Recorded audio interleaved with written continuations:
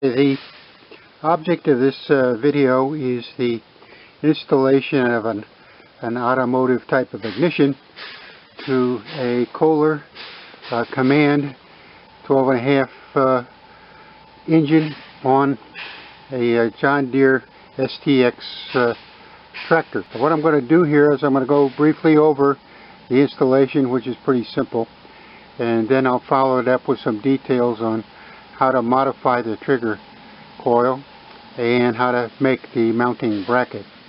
We have here a GM LS2 ignition coil. It's a battery powered ignition, so the red wire from it goes off to the battery. There's a ground wire comes out of there, it goes over to where it's mounted. This mounting I did differently. I just put a couple of fully threaded bolts, 1/4-inch bolts, through the frame of the tractor to make some mounting studs, and then attach the coil to the mounting stud. So this worked out really good this time. I'll probably be doing that more often. This is the best place I could find for it. It's relatively cool over here, and there's plenty of space for it, but it necessitated a long spark plug wire, so I had to fabricate a spark plug wire to fit that. The green wire is the input to the ignition coil from the trigger, and other than that, the wiring here is pretty simple and straightforward. To mount the trigger coil, we need to remove the blower housing. I've done that. We do not need to remove the flywheel unless the flywheel key is sheared, or maybe if you're not sure whether it is or not. I discovered that this was sheared on this engine and I didn't even know it. So it's good to pull the flywheel, check the flywheel key, and make sure that it's not sheared.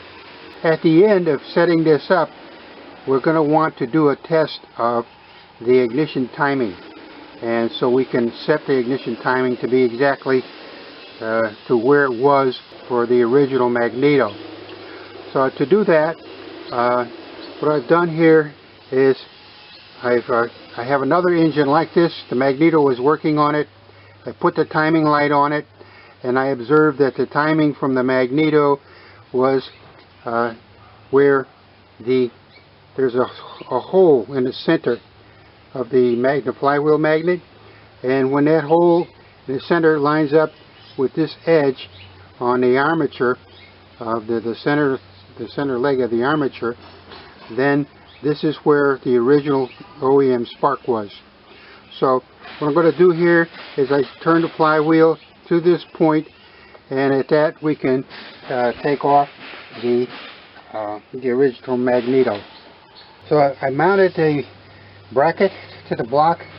Turns out that to get the exact timing that I want, the trigger coil wants to occupy the same space as the mounting bolt, so I just made it to swivel on here, and I'll put it on top and down as much as I can. So with this great big huge magnet we have on here, I'm just going to be kissing the top of it, but there's plenty of magnetic field there to work with. This is my GM PC2 crank sensor. I've modified it, put the modifications in the connector shell here, and I'll show you more of that later. Now I think we're ready to test it to see where the spark is. So we're going to run the engine briefly without the blower housing on, but not for very long. Okay, with the flywheel still set at the same position, I made a mark on the bracket that lines up with the hole in the center of the magnet.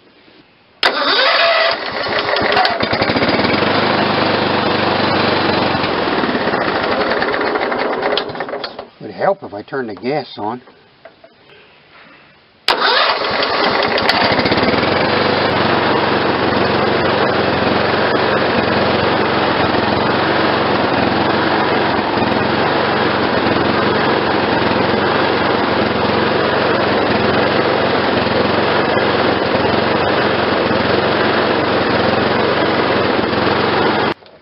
The timing mark I had worked on this extensively previously, so it was exactly where it needed to be, right at the mark I placed on the bracket. Okay, yesterday I took the coil and the bracket off and filled a connector housing with epoxy, clear epoxy. So since the test run was good last time we did this, it's a good time to get that little task finished, and I want to retest it before we totally button this thing up.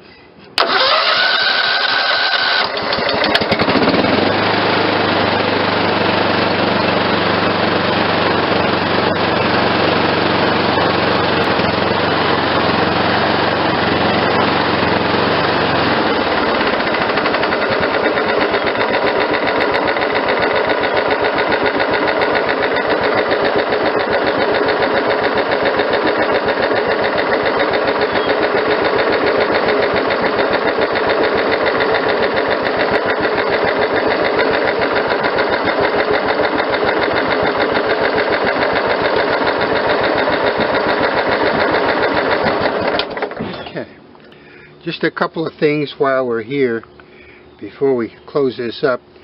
I put some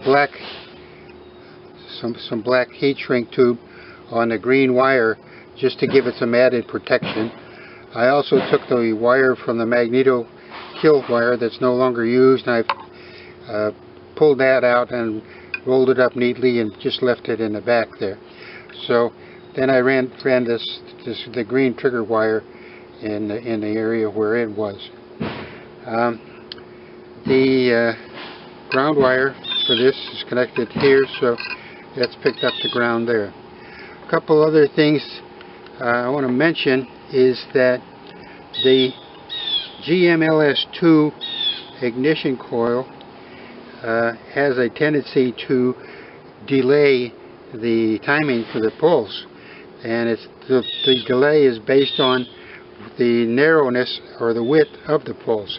So when I decided to make it a very narrow pulse with a clean top, that factored in the maximum delay. So that's one of the reasons why we get the spark way over here, but yet the magnet passes the trigger over here, so almost an inch ahead of the actual firing of the spark. Another thing I did is I marked the magnets. This is the north pole of the flywheel magnet. This is the south pole. The trigger coil has a north pole at the end, so when the flywheel was rotating, we had a north pole by a north pole, which are going to repel each other and not do much. We go past center, we get a pole reversal.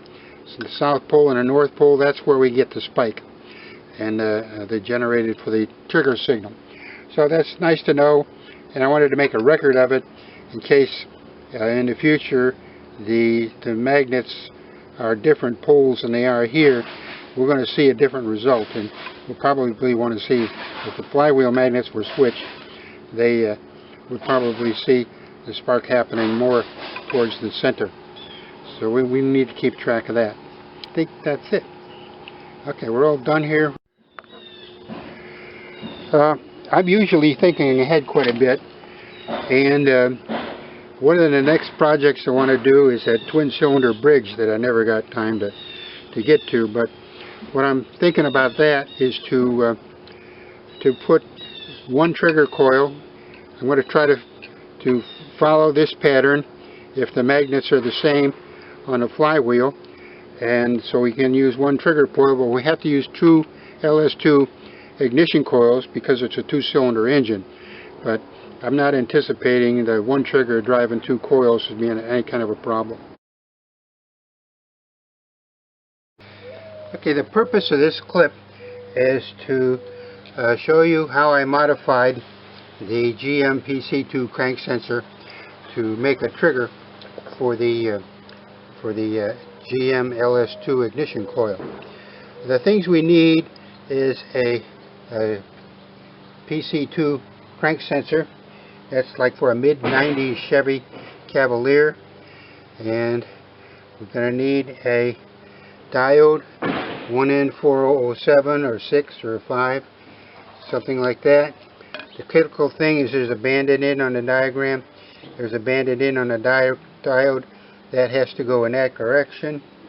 And then we have the Zener diode that also has a sense of polarity to it. The band is on this end, and so that needs to go on the top for the plus end. So we're going to need some wire for the ground, and the connector for the wire. This is the black wire here, and we have the output that goes to the ignition coil. Is the trigger signal goes off on a green wire.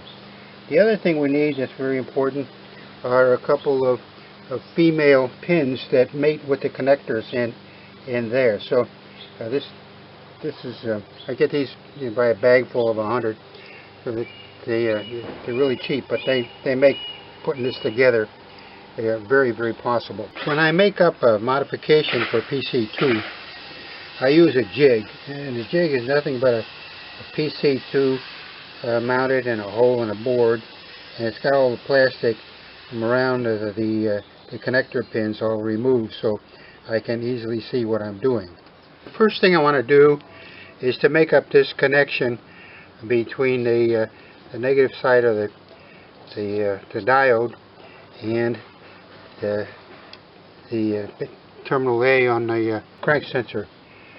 To do that, I have to take the Delphi pin, female pin, trim off this excess part of it, and then take the Z diode, trim that off, and I'm going to put the pin on my jig just to hold it for me, and I can put the diode into the crimp portion of the connector and crimp it.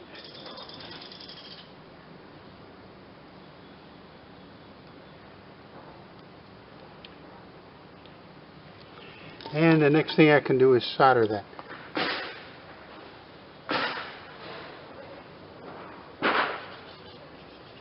Okay. Next thing I want to do is this connection right here, which is the black wire and the negative end of the Zener diode here. So what I'm going to do is just take the black wire, wrap it around the bottom of the Zener diode, trim it off. We're going to put that on the Delphi connector.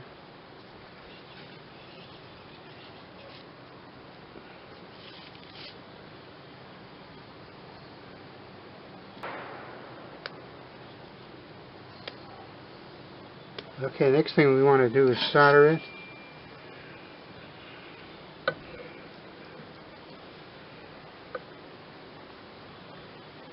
Okay, now the next thing I want to do is put a 90-degree bend in the opposite end of the diode leads.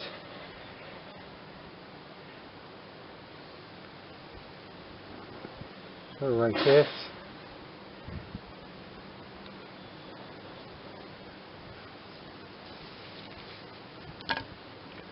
I want to take the green wire and wrap it around those leads.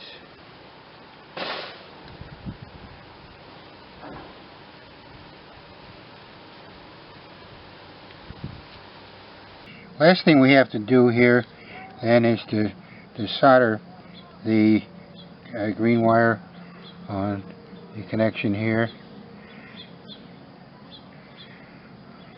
That makes up the connection here between the two diodes and the green wire with the trigger signal for the ignition coil. We also need to, somewhere along the line, put the ring terminal on for the ground connection. Again, I crimp that and solder that to make sure that's good. Okay, one of the things I like to do is to put a little piece of plastic between these two pins. It'd probably fall out before I get it into the real PC2, but I just want to put this in there so that there's some separation between these pins and they don't short out together, especially in a place where I can't see it. So that makes up the modification for the PC2. When I install these Delphi connector, these female Delphi connectors onto the thing, I like to push, to take a small screwdriver and just push on the connector itself to push it onto the pin, so I can avoid doing a lot of pushing on the electrical components. So it's probably going to be nearly impossible for you to see this on a camera, but we'll give it a try.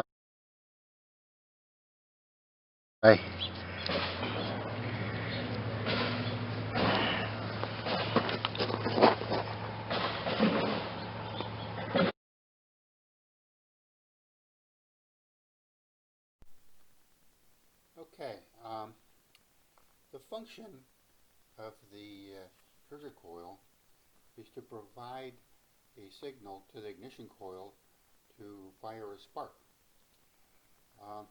The ignition coil is expecting a computer type of signal, which is like a square wave, which is less than 5 volts.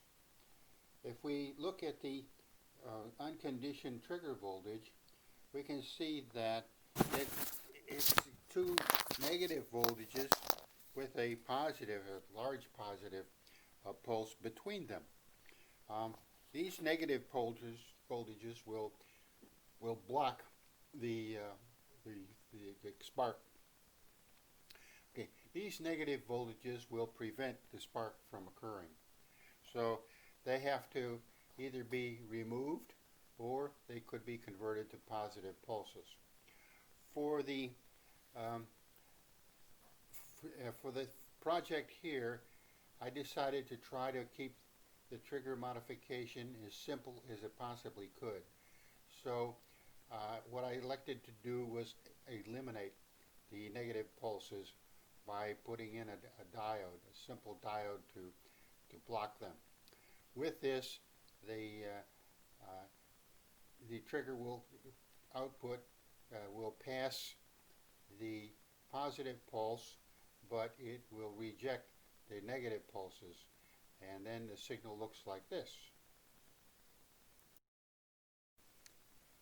Okay, with the diode in place, the negative pulses are eliminated, and the signal looks like this, which is just a single pulse with a nice flat top. My oscilloscope is made for small signals, so it clips the top off of any voltages higher than 4.7 volts. This clipping effect looks identical to the Zener diode, which we put in there, that clips it off at 5.1 volts. So this is the pulse that goes off from the trigger coil to the ignition coil to fire the spark. Okay, I used 1.5-inch angle from Lowe's, made of aluminum. It was 1/16 of an inch thick. I had 4 feet when I started and less than 2 when I got done. One of the nicer things about that is I had some aircraft style tin snips, and so was able to cut it with the tin snips in some places. When I make my measurements on a bracket, I like to start with the left end and make all my measurements from the same side to try to keep from a buildup of errors.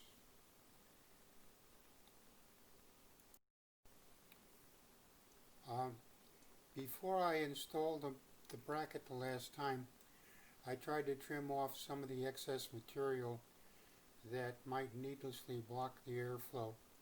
So I just sort of trimmed that off freehand. I measured the air gap between the flywheel magnet and the trigger coil, and it was about 1/4 of an inch. So I think this is a good thing to keep track of.